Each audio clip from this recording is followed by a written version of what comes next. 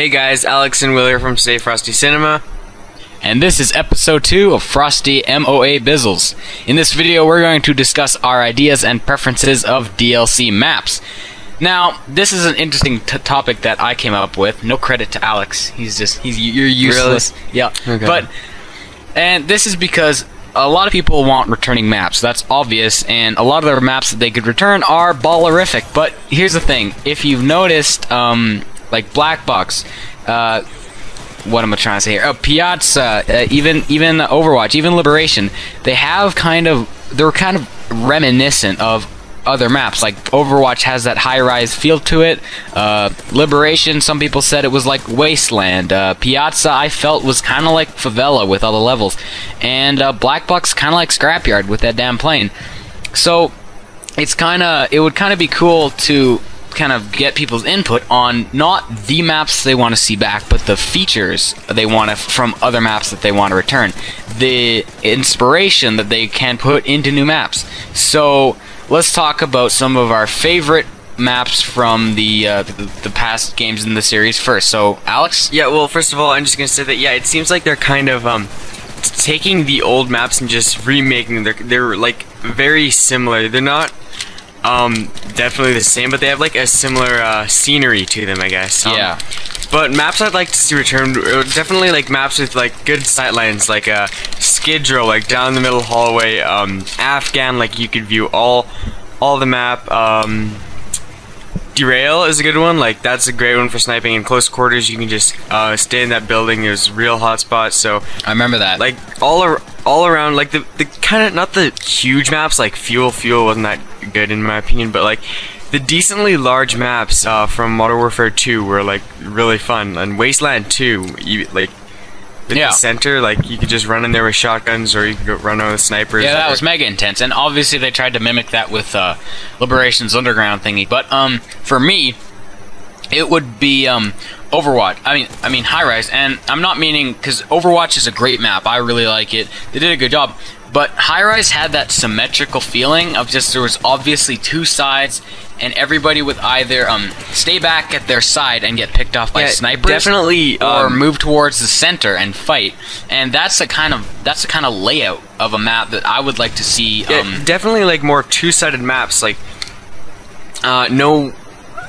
they kind of made these maps cater too much toward free-for-all, and then they just make free-for-all even more chaotic. And I don't know, like the maps aren't really two-sided. Like when you look at objective play, I mean, you have to like run in an L-shaped formation like a knight in chess to get to your objective.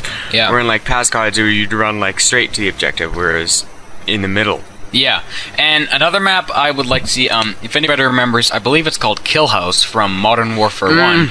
That was insane. Every time I hop on Call of Duty 4 on the PC, it's just an absolute chaos fest. And here's the thing: I run a shotgun and 3 times frags, and I just throw the frags and run around with the shotgun. And I don't doubt that Call of Duty Modern Warfare 3 has enough close range maps on their hands, but it's like bullshit close range. It's all this squiggly wiggly bullshit, and this Kill House is just like, you know where you are, you're in a freaking fire range, and you treat it like that. And that kind of like, that's the thing about aesthetics of a map. They prepare you, like if it's obviously a construction site, or it's obviously a crashed plane.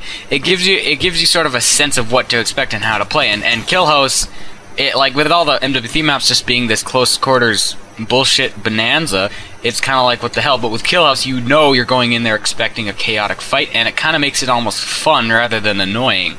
And then, of course, probably, in my opinion, one of the best maps made in any game ever, Terminal from Modern Warfare 2.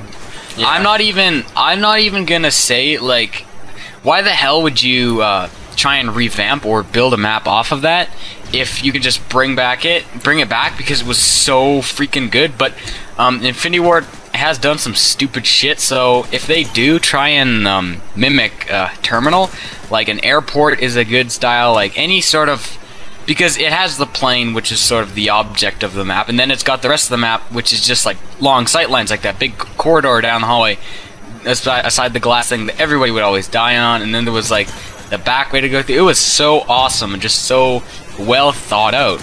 And that's the feeling you get when you play some MW3 maps that they just don't consider. And they're just like not symmetrical. Like it's not like one team spawns on one side and the other team spawns on the other side and they go into the middle. Like they're asymmetrical. They're kind of weird. They're like triangles almost in a way. Yeah.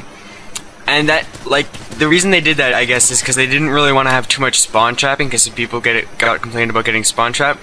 And it's worse, like, it's harder to control the spawns on, like, a map where it's not two-sided. There isn't really, like, oh, if the entire enemy team's on this side, you'll spawn on the other side, when it's, like, a triangle or a circle. So, there's not really spawn trapping, but there's people spawning right behind you, and that's, I'm pretty sure I'd rather get spawn trapped than like be on a kill streak and have a guy spawn right behind me. Yeah, and it always sucks when you spawn right in front of a guy too.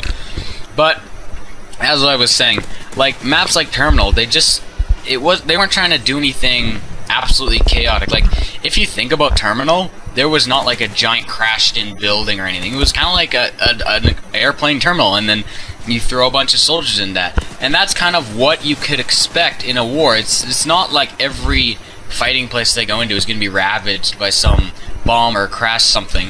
So Terminal is kind of the idea of just taking a setting and making it into a war zone.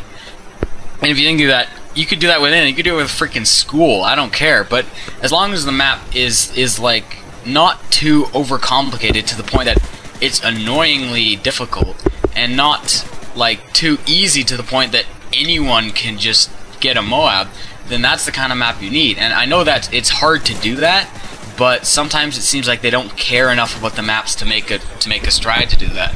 Yeah, they took a page out of Treyarch's book that I don't like, and that's like really bland colored maps. Like you can, like everything in this map, like in Hardhat, everything's gray, and then like all the enemies are gay. Like they need more, not gay, gray. They need more like color contrast. Like you, to use Battlefield as an example, like you play Operation Metro, and that's the outside of Operation Metro is like a lush park. I mean, if you're playing Call of Duty in like a map like MOAB! Yeah, MOAB! 6, 5, 4, 3, 2, 1. Go biggity boom! Wow, yeah. Oh. But yeah, anyways, like, you look kill confirmed. in a map like in a Call of Duty map, like you're on the map, you're playing. It's like, wow, this place already had its war. Why are we here fighting? I mean, it looks like everyone already did their job on this place. It should be like you're advancing on new ground, like places that haven't like been totally destroyed, and there's like no one inhabiting it. Definitely, yeah. Well, anyway, that's our take on the kind of style of map we'd like to see return in DLC, or the kind of maps we'd like to see come back as classic maps. So go ahead and leave a comment with your take on that, and thank you to COD God For the gameplay. For the amazing gameplay. He's a beast. He is a beast. Until next time, do not forget to give this video a big, luscious thumbs up. Always remember to subscribe if you haven't already, and most importantly, stay frosty. Stay frosty. Definitely.